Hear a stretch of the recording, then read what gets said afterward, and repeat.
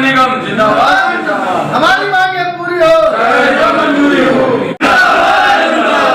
कर्मचारी एकता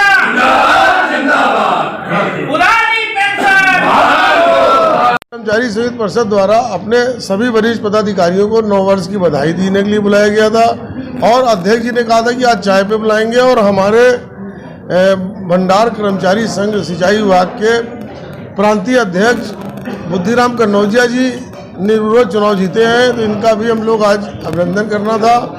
और हम लोगों का एक कार्यक्रम लगा हुआ है, हमारी प्रदेश कार्यकारिणी ने पहले ही उस पर निर्णय ले लिया है। 21 जनवरी को हम लोग वाराणसी में प्रधानमंत्री के क्षेत्र में 2 मांगों को लेके, केवल हमारी अभी 2 मांगे हैं। एक हमारे 2005 के बाद से जो भी कर्मचारी काम कर रहे हैं उनको पुरानी पेंशन पुनः बहाल की जाए। जो लोग भी हमारे नए जनता के लोग आएंगे नौकरी करने उनको भी पेंशन दी जाए। दूसरी हमारी महंगाई भत्ते की मांग है जो पूरे भारत की मांग है। हमारी ये जो पेंशन की मांग है ये पूरे केवल उत्तर प्रदेश की नहीं है, ये पूरे भारत के कर्मचारियों की है। केंद्र के कर्मचारी हो, चाहे राज्य के हो, चाहे PSU के हो, सब जगह के कर्मचारी हैं। जहाँ पर एक और विधायक केवल 2 साल विधायक रहता है, वही विधायक फिर 2 साल सांसद रहता है, वो 2 पेंशन ले रहा है। जहाँ पे केंद्रीय कर्मचारी और राज्य कर्मचारी 40 साल सेवा कर रहा है और उसको पेंशन से वंचित कर दिया गया, उसका ही पैसा काटा गया, NPS के माध्यम से शेयर सट्टा में लगाया गया। जब शेयर सट्टा डाउन होगा तो कटोरा हाथ में होगा, कर्मचारी भूखा मरेगा। तो हम लोग की यही मांगे हैं कि दोनों मांगों पे सरकार हम लोगों से वार्ता करे, सरकार निर्णय ले और दोनों मांगे माने, वरना अन्यथा की स्थिति में हम लोग बाध्य हैं। हम लोग आलू प्याज महंगा खा रहे हैं, खरीदने वाला तेल महंगा ले रहे हैं, प्याज महंगा ले रहे हैं। राज्य कर्मचारी 10,000 रुपये का मकान किराए पर रह रहा है, 10-15 हज़ार बच्चों की फीस जा रही है। हमारा 1966 का समझौता है सरकार से कि हमको हर 6 माह में जो भी सरकार का मानक है उसके हिसाब से महंगाई भत्ता दिया जाएगा। जो हमारा सीज चल रहा है, हमारे राज्य कर्मचारियों की अन्य भी कई समस्याएं हैं, लेकिन हमारी 2 मांगे हैं। सरकार अगर नहीं विचार करेगी तो पहले बनारस बंद कराया जाएगा, उसके बाद उत्तर प्रदेश बंद कराया जाएगा, उसके बाद पूरा भारत बंद कराया जाएगा। हमारे साथ में हमारे महामंत्री जी, वरिष्ठ नेता रामविराज रावत जी, उपाध्यक्ष जी, सह महामंत्री जी लोग। हम लोग वहाँ पे बनारस में धरना स्थल है, धरना स्थल चौका घाट है। हाँ, हमारे वहाँ पे वरिष्ठ उपाध्यक्ष, जिला अध्यक्ष, बहुत बड़ी कार्यकारिणी है, वो वहाँ पे निर्णय लेगी। अंततः अगर सरकार हमको कहीं भी नहीं करने देगी तो कलेक्ट्रेट में हम लोग धरना करेंगे। आपको अनुमति दे दी गई चौका घाट पे करने की? हम लोग अनुमति के मोहताज नहीं है, हम लोग राज्य कर्मचारी हैं, सरकार की रीढ़ है। हम लोगों को कभी नहीं रोका गया। हम लोग जहाँ भी धरना करते हैं चैनल के माध्यम से, पत्र के माध्यम से कई बार अनुरोध कर चुके हैं, जंतर मंतर में भी गिरफ्तारी दे चुके हैं, मुख्यमंत्री कार्यालय में भी गिरफ्तारी दे चुके हैं। और हम ये जरूर सरकार को चेताएंगे कि सरकार चाहे दफा 144 लगाए, चाहे आसमा लगाए, हमारे सैनिक सारी दफाएं तोड़ लेके जा रहा हूँ। और हमारी पार्टी की तरफ से महामंत्री जी ने व्हीप जारी करी है कि हर जिले से एक बस, कम से कम एक बस, मेरे कई ऐसे जिले हैं जो 2-2, 3-3 बस लेके आ रहे हैं। मिर्जापुर से कम 3 बसें महामंत्री लेके आ रहे हैं।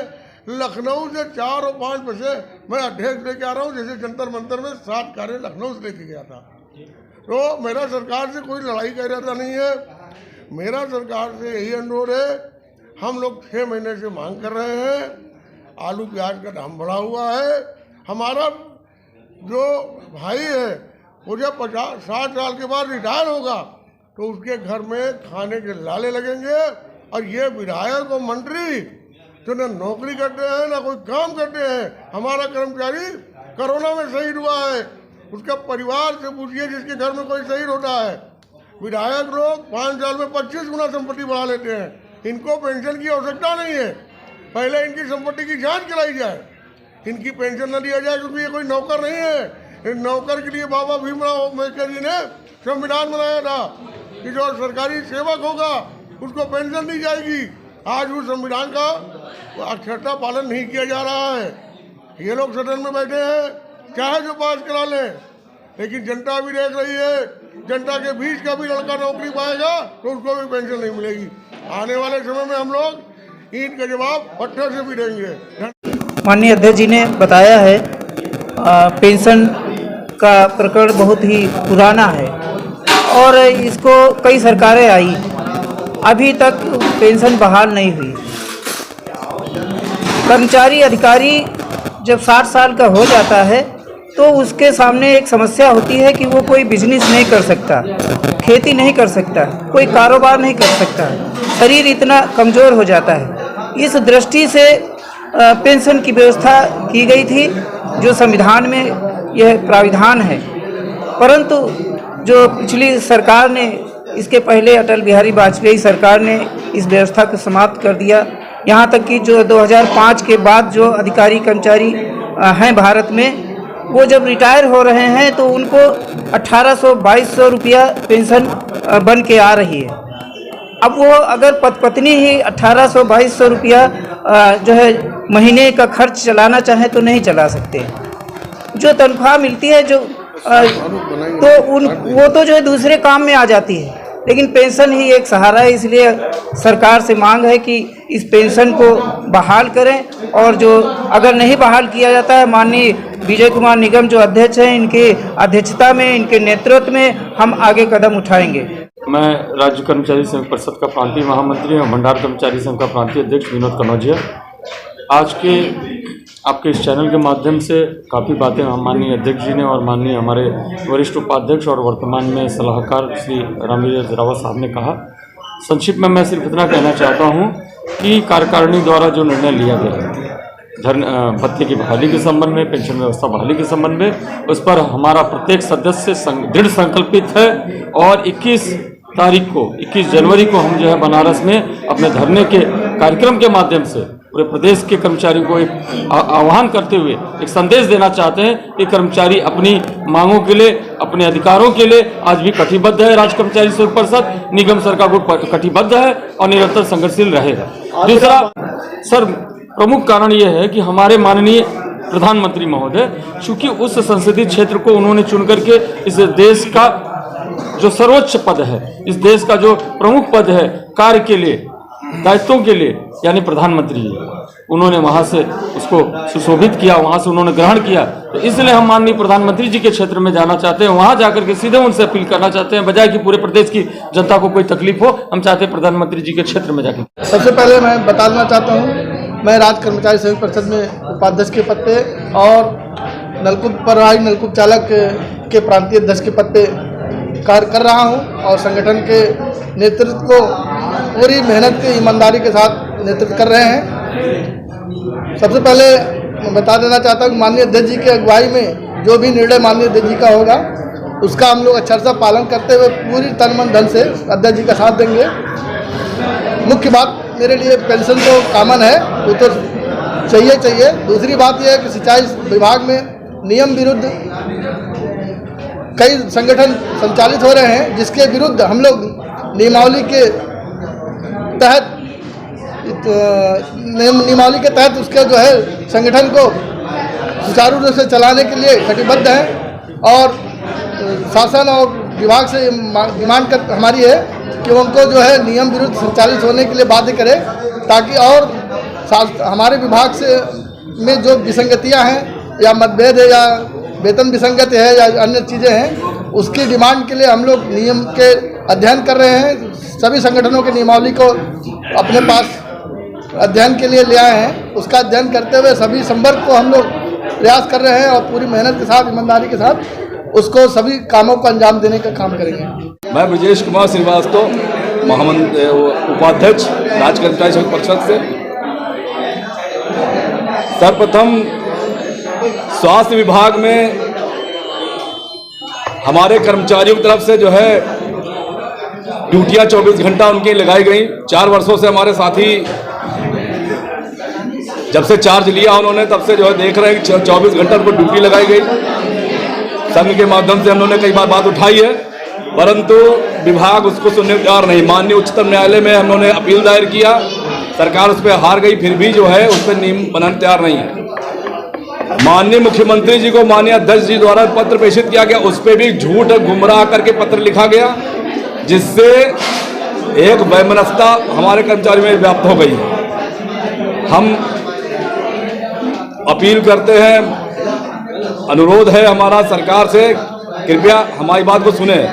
स्वास्थ्य विभाग में चार्ज जो लेके इतना विडंबना है कि गैर तकनीकी स्टाफ को चार्ज दिया गया है, जिसकी वजह से हम लोग अपना कार्य नहीं कर पा रहे हैं।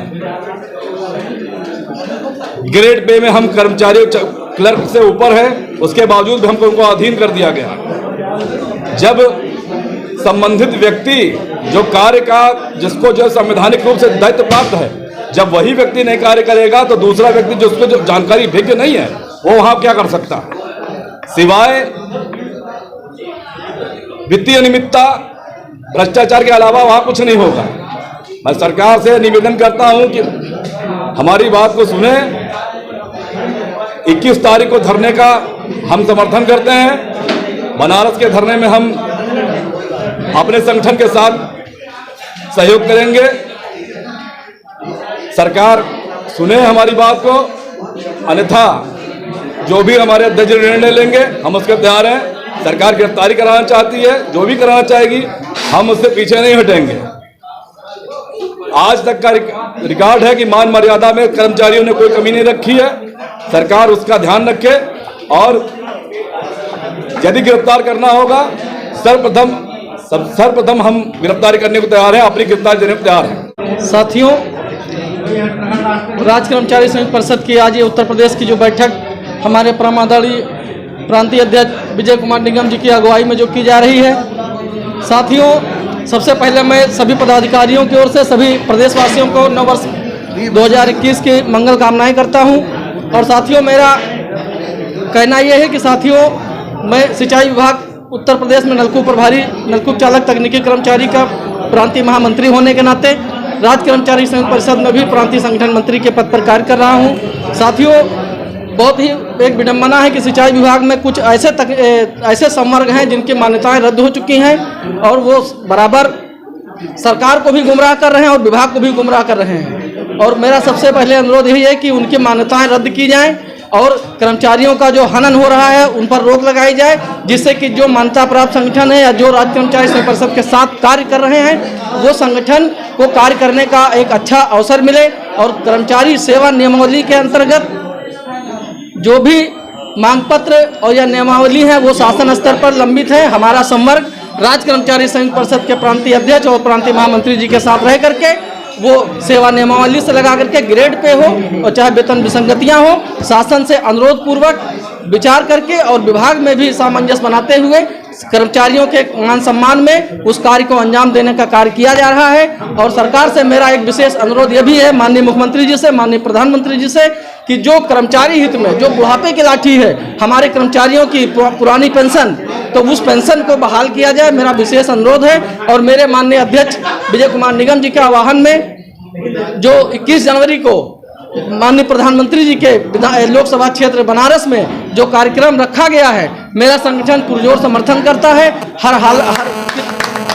साथियों, मेरा एक यही अनुरोध है, मेरा विशेष अनुरोध माननीय मुख्यमंत्री जी से और प्रधानमंत्री जी से है कि पुरानी पेंशन व्यवस्था बहाल की जा सके, जिससे हम कर्मचारियों के जो पेट की भूख की कीमत है वो बुढ़ापे में हम लोगों को जो लगती है, बच्चों का निर्वहन और परिवार की जो जिम्मेदारियां बुढ़ापे में होती हैं उनका निर्वहन एक कर्मचारी आपकी मतलब सेवा में रहते हुए अगर उसका कर्मचारी सेवा नहीं कर पाएगा तो क्या वो अपने बच्चों को मुंह दिखाएगा, क्या बच्चों को परवरिश करेगा। कितने कर्मचारी आपके संगठन से जुड़े हैं? 22 लाख कर्मचारी, लगभग 22 से 25 लाख कर्मचारी हमारे संगठन में जुटे हुए।